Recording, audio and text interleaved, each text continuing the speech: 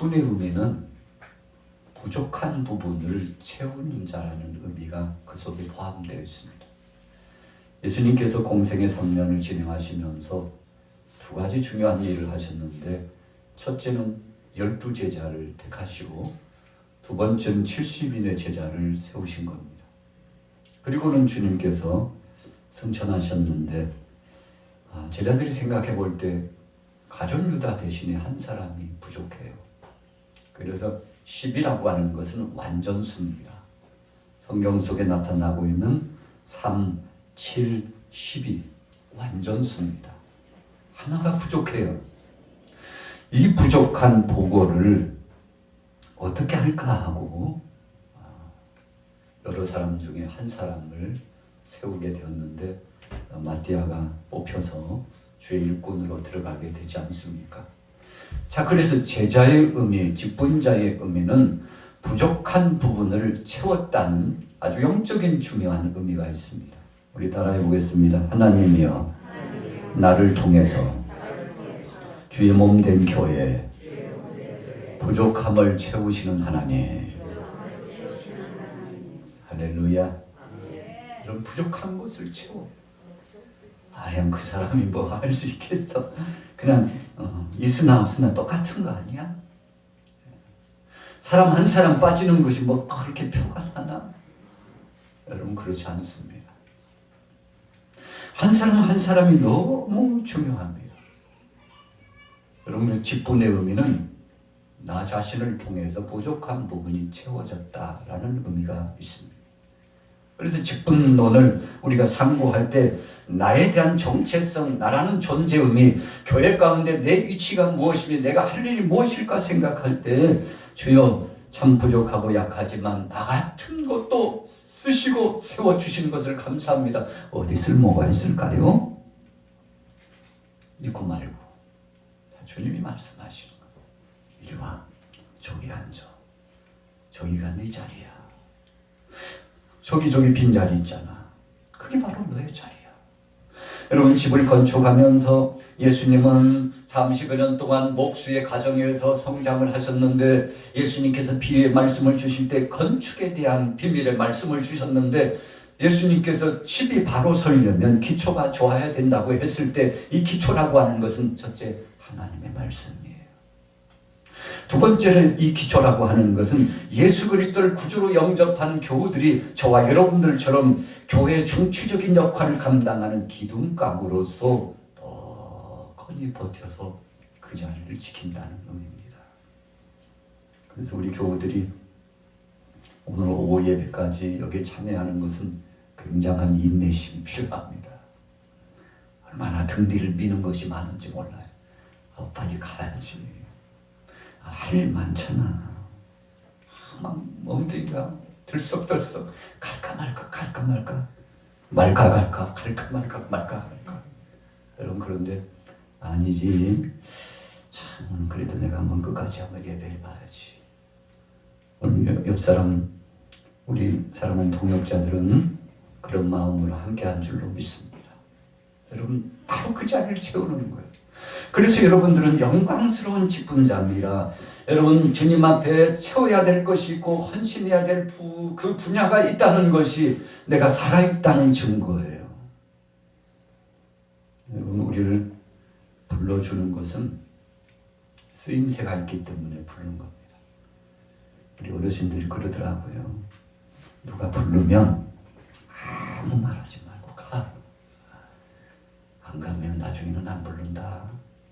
안 불러. 그러니까 부를 때 한마디 말하지 말고 부를 때 가. 밥 먹자고 그러면 빨리 가고, 놀자고 그러면 같이 가고, 여행하자고 그러면 빨리 동참하고, 예배하자고 그러면 더 참여하고. 할렐루야. 여러분, 이 속에 직분의 의미가 있어요. 나라고 한 존재 의미가 있습니다. 저와 여러분들이 우리 양화교회를 중심으로 이렇게 세움을 받고 쓰임 받는다는 사실이 너무 감사한데, 나는 아직 직임이 있구나. 여러분, 오늘 본문에 사도들이 교회 일이 얼마나 바빠졌는지요. 제자의 수가 자꾸 많아지는 거예요. 그러다 보니까 일꾼이 더 필요했습니다. 사람 수가 많아지다 보니까 공개하는 일이 바빴어요. 이 공개가 무엇입니까? 구성경에는 공개, 오늘 신성경에는 구제. 자, 1절 같이 읽어볼게요. 자, 사도행전 6장 1절 같이 읽습니다. 시작. 그때 제자가 더 많아졌는데 헬라파 유대인들이 자기의 과부들이 매일의 구제에 빠짐으로 히브리파 사람을 원망하니. 봉사하는 일입니다. 구제 봉사하는 일입니다. 2절에는 2절 같이 읽어볼게요. 시작. 12사도가 모든 제자를 불러 이르되 우리가 하나님의 말씀을 제쳐놓고 접대를 일삼는 것이 마땅하지 아니하니. 여기서 접대도 봉사합니다. 같은 의미예요. 그러나 2절의 말씀에 여기서 접대라고 표현하는 것은 적극적으로 그 일에 헌신하는 사람들이 더 많이 있다는 것입니다. 우리가 교회 생활을 하면서도요, 5을 감당하는 사람이 있고 7을 감당하는 사람이 있는데, 오늘 2절의 말씀에 접대를 일삼는다는 것은 공개. 이 공개가 뭐냐면 헌물이 들어오면 이것을 선교비로 구제비로 활용해서, 또 쌀이 들어오고 곡물이 들어오고 돈밭을 팔아가지고 교회에 내놓으면 그거 분리해가지고 이 사도들이 복음을 전하러 갈 때 뒤따라가서 복음만 전하는 것이 아니라 물자도 나누어주고 또 병도 치료해주고 약도 써주고 음식도 전달해주고 이렇게 오는 거예요. 여러분, 그래서 이 선교와 전도에 늘 따라다니는 것이 구제입니다. 계속 베풀어 주는 거예요. 여러분, 우리 양마교회도 여러분들이 늘상 그런 일을 하지 않습니까? 복음만 전하는 것이 아니고 복음의 플러스 알파 실바늘처럼 따라가는 것이 있는데 주는 거예요. 음식을 주고 선물을 주고 또 물자를 주고. 안 해도 되는데 이게 마음이고 사랑이지. 음식을 나눠줘. 갈 때 그냥 가지 말고 싸가지고 가. 그래서 우리가 식사를 마치고 음식을 싸가는 것도, 또 음식을 나누는 것도, 오늘 떡도 맛있게 잡수셨죠? 고기도 맛있게 잡수셨죠? 여러분, 이것이 공개입니다. 그래서 교회에 모였는데 밥 안 먹고 가면요, 오늘 뭐 안 한 것 같은데. 교회에 모였는데 서로 나눔이 없으면 뭐 빠진 것 같아요. 껄쩍지근한데 왜 그렇습니까? 지극히 성경적인 것은 복음 플러스 이 공개가 따랐다는 것입니다. 그런데 헬라파 이 여성들이 이 일에 몰두하고 얼마나 열심히 하는지. 아니, 왜 우리 식구들만 그렇게 일 시켜요? 아침 일찍 나와가지고 깜깜무리 현진가 돌아오네. 여기저기서 너무 혹사시키는 거 아니냐고. 그래서 사도들이 생각을 하고, 이게 우리 이렇게 할 게 아니라 전문적으로 봉사하는 사람을 세우면 어때요? 여러분, 그래서 늘 가서 물자를 나눠주고 사랑을 실천하는 이 부류에 해당되는 전문 일꾼을 세웠는데, 그가 누군가 하면 집사예요. 여러분, 그래서 초대교회 7 집사를 세우게 되는데, 이 집사라고 하는 의미는 봉사자다, 그런 뜻입니다. 그래서 이 목회자들, 사도들을 따라다니면서 물자를 짊어지고 가는 거예요. 헌물을 챙겨갖고 가는 겁니다. 그래서 같이 가서 복음을 전하면 후미에 쫙 나눠주고. 여러분, 이 일을 감당하는데 얼마나 힘들겠어요. 늘 짊어지고 다니고 봉사하고 헌신하고 챙겨야 될 게 많잖아요. 여러분, 행사 하나 진행되면 해야 될 일이 굉장히 많습니다. 어떤 지인이 결혼식이 있다고 연락이 왔는데, 주일날 오늘이 결혼식이에요.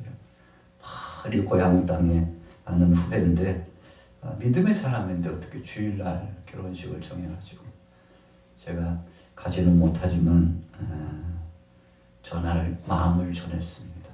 가지는 못하지만 마음으로 전합니다. 축복이 임하길 원합니다. 행복하길 원합니다. 그랬더니 감사하다고 또 답례 문자가 왔어요. 여러분, 이런 것이었습니다. 집사의 사역은 짊어지고 가서 나누는 거예요. 계속 쌀을 가지고 가서 나누고 음식을 가지고 가서 나누고, 베드로가 야고보가 요한이 움직이면 움직일 때마다 물자를 짊어지고 끙끙거리면서 땀을 흘리면서 예루살렘 교회의 이 대표자로서 가가지고 나눔의 사역을 하는 겁니다. 여러분, 그래서 교회의 직분자는 저나 여러분들이나 물자를 전하는 자입니다. 그래서 교회는 자꾸만 물자를 전해줄 수 있으면 좋은 거예요. 우리 기관에서도 매주마다 우리 전도에 그냥 전도하지 말고 주보에다가 교육관에 보니까 전도지가 저렇게 많이 있는데 박스채 있는데 어떡할까, 거기다가 우리가 그냥 전도지만 주지 말고 뭐 100원이든 200원이든 우리가 선물 하나를 추가하자고.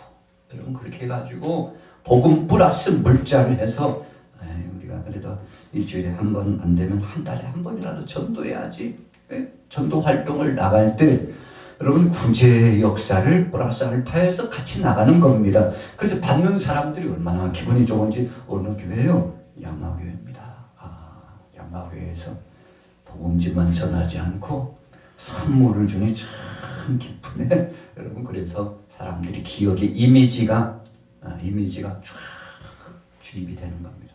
양화교회는 주는 교회야. 어디서 오셨어요? 양화교회 요즘인데. 어디서 오셨어요? 권사회라니까요. 양화교회 저기 보이죠? 남전도회라니까요. 양화교회 청년이라니까요. 대단하시네요. 여러분, 이런 역사입니다. 직분의 의미는 봉사하도록 하기 위해서 세우는 것입니다. 여러분, 그래서 오늘 여러분들이 다른 거 다 잊어버려도 그렇구나, 복음 플러스 선물을 그리스도의 이름으로 주는 것이 내가 직분자로서 살아있는 의미구나. 그래서 교회 오실 때는 그냥 오지 않고 선물을 준비해가지고 그리스도 이름으로 나누고, 오다가 누구 만나면 영화교회 다녔는데 같이 가실까요? 안 되면 이거라도 받으세요. 여러분, 그래서 여러분들은 늘 가방에다가 지금 교육관이 많이 있으니까요, 티시 담아가지고 다니세요. 그냥 주세요. 전철에서도 주고 가다가도 주고 우리 양화교회라고. 거기 선물 하나를 더 추가하면 더 좋고요. 그렇지 않다 할지라도 여러분, 살아있는 직분자, 전도자는 바로 그런 일을 하는 것입니다. 자, 사도들이 7집사를 세워가지고 좀 리얼한 표현을 하면요, 짐꾼을 택한 겁니다. 당신들은 젊은 이제 하나님 앞에 부름받은 짐꾼이야. 교회의 짐꾼이니까 짐 짊어지는 것은 당신들이 하는 거야. 사실은요, 헬라파 여인들과 사도들이 다니면서 끙끙거리면서 일을 했거든요.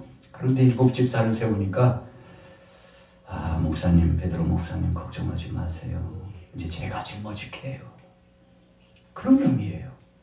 여러분, 그래서 공개 사역, 봉사의 사역을 감당하니까 예루살렘 교회가 소문이 나가지고 2절에 보세요. 12사도가 모든 제자를 불러 이르되 우리가 하나님의 말씀을 제쳐놓고 접대를 일삼는 것이 마땅치 아니하니 7집사 세웠는데 어떤 일이 일어났습니까?